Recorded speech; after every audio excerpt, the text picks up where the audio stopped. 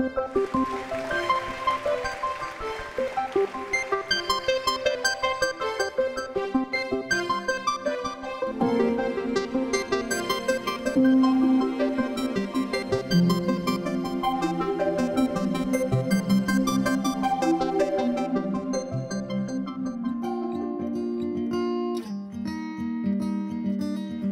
et bienvenue dans Effervescence, votre magazine culturel en Vendée. Au sommaire aujourd'hui, retour sur la masterclass de danse classique qui a été donnée récemment aux Herbiers où deux danseurs de renommée internationale sont venus donner leurs précieux conseils à quelques privilégiés danseurs. Ensuite, rencontre avec Jokes, mon invité de la semaine. Je suis ici sur le remblai des Sables d'Olonne. Il est graffeur aux Sables d'Olonne et à l'étranger. Et il nous a parlé de son actualité, notamment un événement qui a lieu bientôt au Sénégal et auquel il va participer. Il a accepté de nous décrypter une œuvre sur le remblai, faite par un de ses collaborateurs et amis. Une œuvre qu'ils ont faite en 2022, Les Pieds dans l'eau. On en parlera dans l'interview. Et en fin d'émission, vous retrouverez bien sûr votre agenda pour ne rien rater des actualités culturelles en Vendée. Effervescence, c'est parti!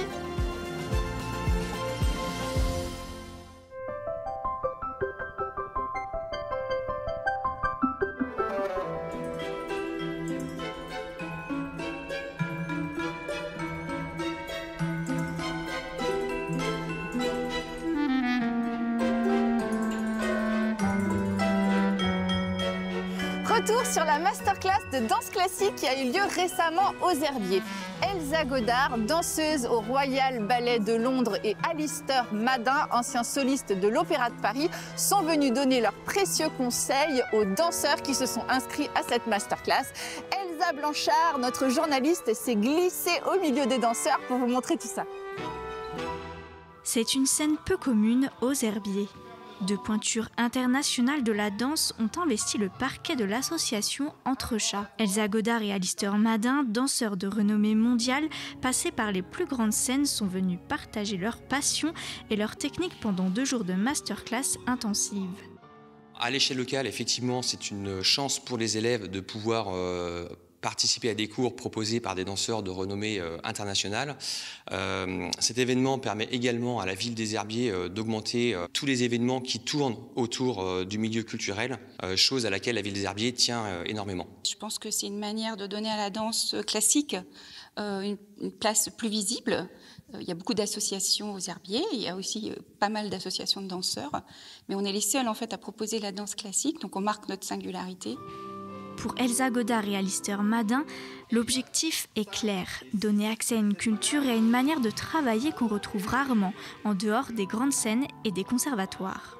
Pour nous, c'est super parce que ça permet d'amener un peu de partager des moments avec des gens qui ne sont pas forcément autant exposés à la danse qu'à Paris et d'amener un peu de culture dans des endroits aussi où les gens ils sont moins facilement exposés en tout cas.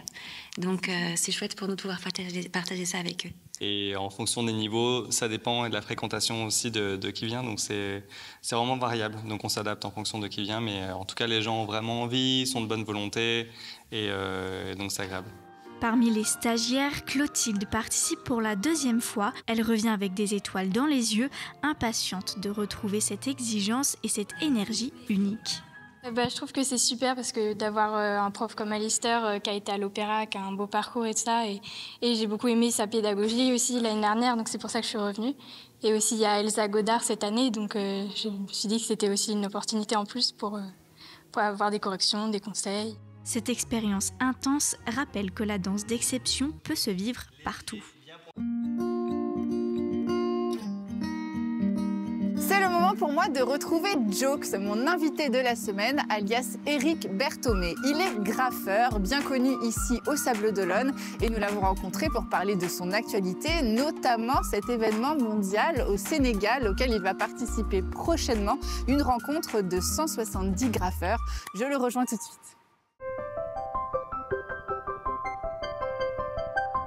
Jokes, bonjour. Bonjour. Merci d'avoir accepté mon invitation. On va parler de ton travail et en plus on est dans ce beau cadre ici sur le remblai des Sables d'Olonne devant une œuvre collaborative à laquelle tu as participé et surtout un événement que tu as organisé.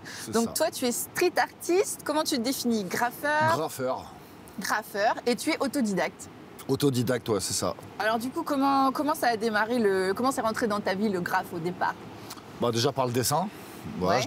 J'ai toujours dessiné depuis tout petit et je me suis mis au graphe vers 18 ans à peu près, enfin 17-18 ans, je commençais à m'intéresser à ce truc-là. Comment on commence à graffer? On essaye de mettre son nom dans des coins, sur des murs, sans trop se faire remarquer. Ouais, un petit peu, c'est ça. Bah, déjà, on se trouve un nom d'artiste. Ouais. Donc voilà, toi, autour de la blague, a priori. Exactement, c'était ça, autour de la blague. Et puis après, une fois que moi j'ai quitté les Sables d'Olonne à 18 ans pour aller à Paris, pour le taf.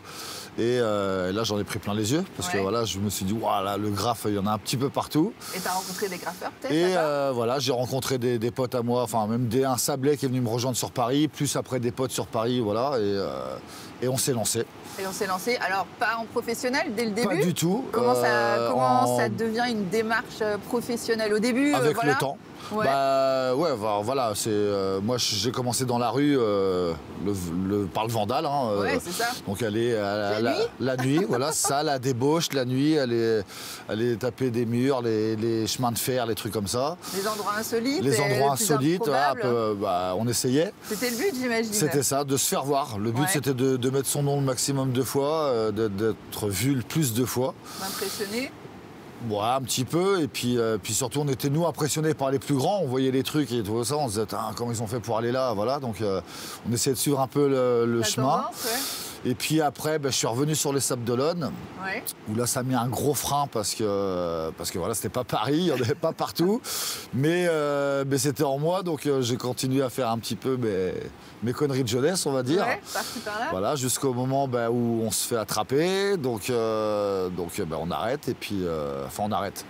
On essaie de changer la tendance et du coup j'ai adhéré à l'association Air Street qui venait juste d'être créée. Oui, voilà. Donc tu es devenu président par la suite? Je suis devenu président au bout d'un an. Au début j'ai adhéré à l'association en tant que prof pour donner des cours aux petits justement. Donc des cours de graphe? Des cours de graphe, voilà. Ok, et après du coup, alors on se rapproche j'imagine de la mairie, parce que ton but c'était essayer d'imposer le graphe comme un art à part entière et de convaincre la commune que voilà, ça pouvait être aussi une œuvre très belle qui s'inscrirait très bien dans le paysage de la ville. Exactement, ouais. Donc là on y va au culot, bon voilà, on fait ça, comment ça se passe? Au début on y va un peu au culot. L'asso a aidé je pense peut-être. Alors voilà, c'est ça, parce qu'au début on y allait nous au culot en tant que simple graffeur, mais du coup ça passait pas trop.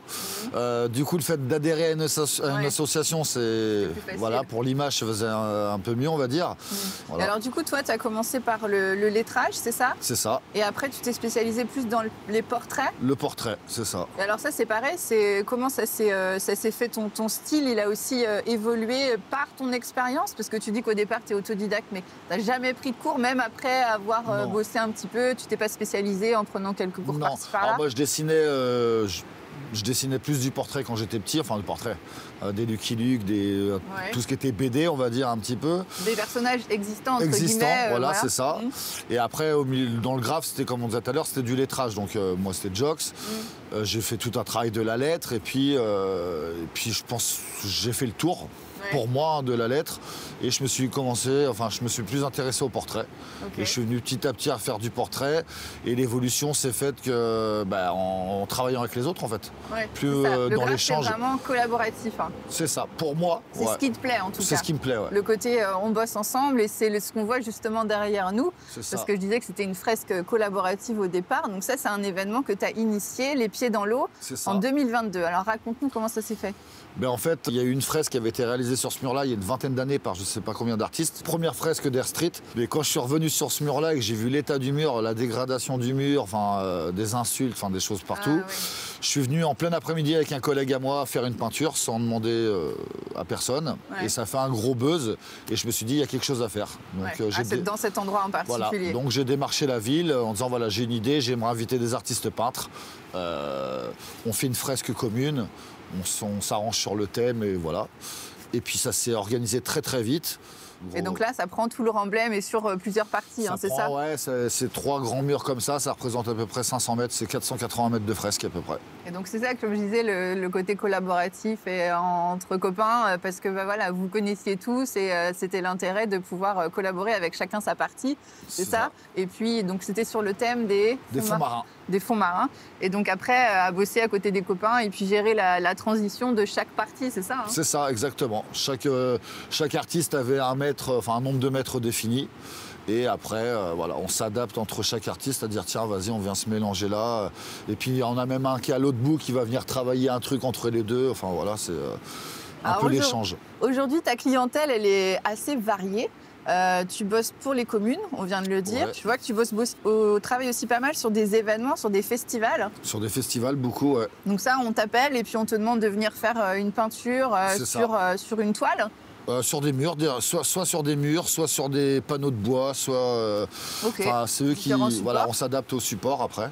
Et ça peut être des particuliers aussi. Et c'est beaucoup de particuliers aussi. Si je veux une peinture ou un graphe dans mon jardin, je peux t'appeler. Dans les chambres à coucher, on en fait beaucoup pour les enfants. C'est vrai? Là, ouais, des décos, comme vous dites, des décos dans les jardins. Ouais. Donc ça se fait beaucoup même. Et alors, est-ce qu'il y a une ville de rêve ou graffée pour toi? On dit que ça vient plus de hip-hop, donc moi j'avais en tête une ville américaine, mais... Moi, New York, voilà. Donc j'ai l'occasion d'y aller au mois de mars. C'est vrai? Voilà, donc voilà, pour moi Pour graffer?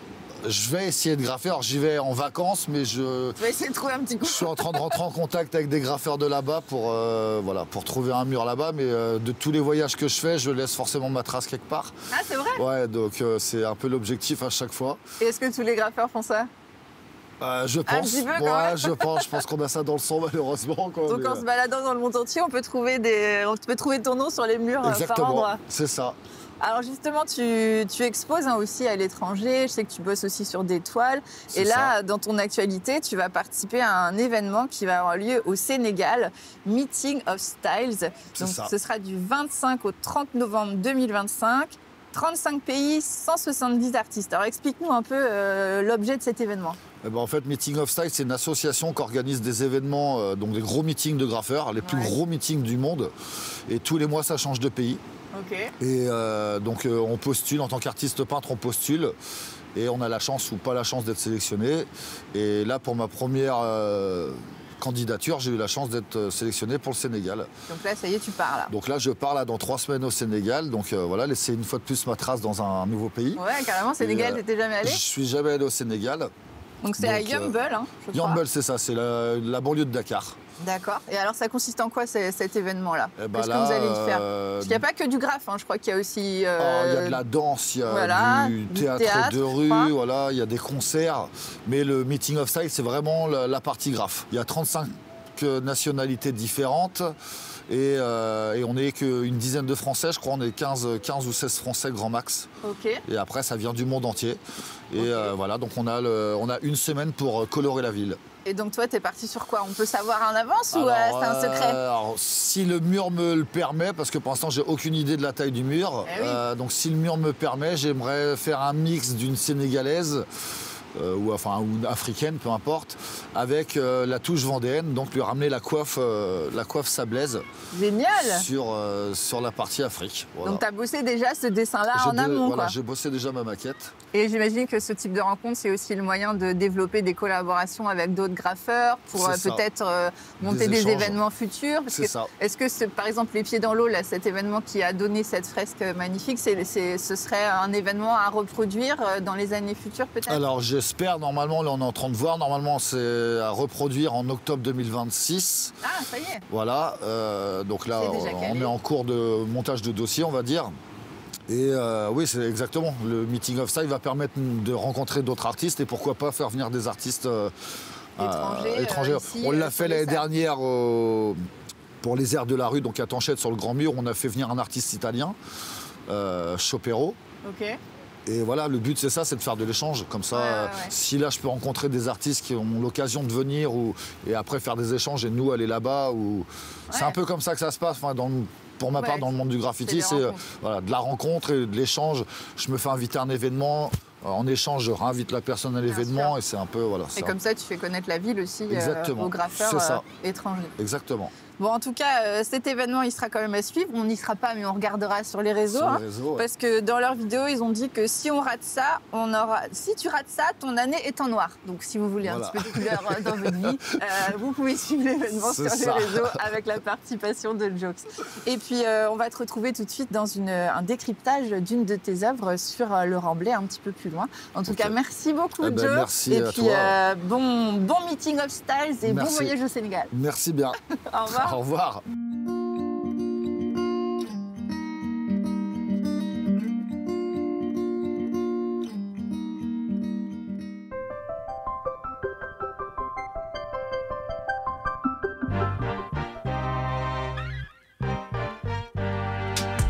Donc là, on est devant une œuvre du collectif VEC, donc ça c'est Noir. Donc c'est un gars de mon collectif aussi. Et sur cette partie du mur là, on voulait représenter un peu plus le côté pollution. Voilà le message à faire passer, on va dire. Donc les tortues malheureusement avec des sacs plastiques, les bouteilles, la ferraille aussi. La ferraille, les vieilles voitures sous l'eau. Enfin voilà, vraiment c'était le message qu'on voulait faire passer sur ce mur là. Auprès des adultes comme des enfants, de faire attention à ce qu'on met dans la mer malheureusement.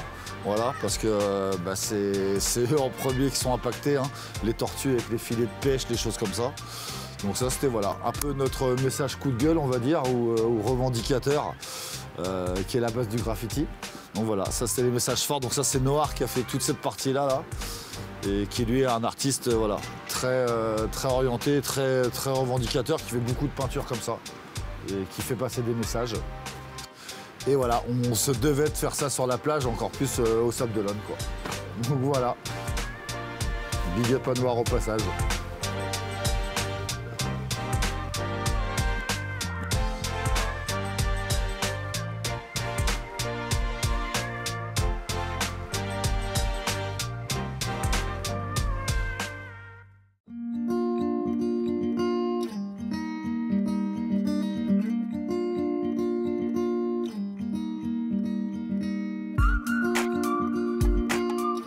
Une soirée comédie club, une soirée de chansons françaises, façon jazz, du théâtre avec Ceci n'est pas un hold-up et un atelier jardinage enfant. Vous avez le choix et c'est tout de suite dans votre agenda.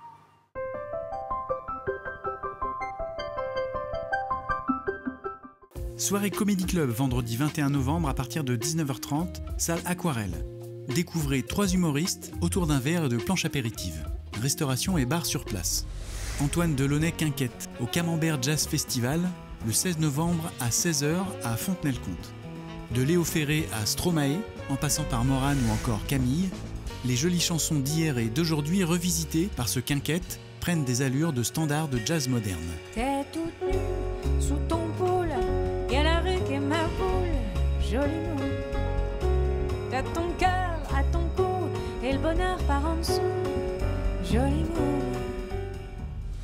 Atelier jardinage enfant avec Nathalie Joguet-Rocheteau, jardinière chargée de la pédagogie des jardins de William Christie. Une fois par mois, un atelier vous est proposé à destination des enfants de 6 à 12 ans pour découvrir la vie d'un jardin au fil des 4 saisons. Bruno Blondel, nouveau spectacle de l'imitateur humoriste organisé par l'UNC de Bretignolles-sur-Mer. Dimanche 16 novembre à 15h. I see free of green, red was too. I see them blue, from me and you. Du 14 au 16 novembre, salle du Douai à Cugand-la-Bernardière, le Petit Théâtre Cugandais vous présente la pièce « Ceci n'est pas un hold-up ». Du charbon dans les veines, pièce de théâtre au 5 Molières en 2025.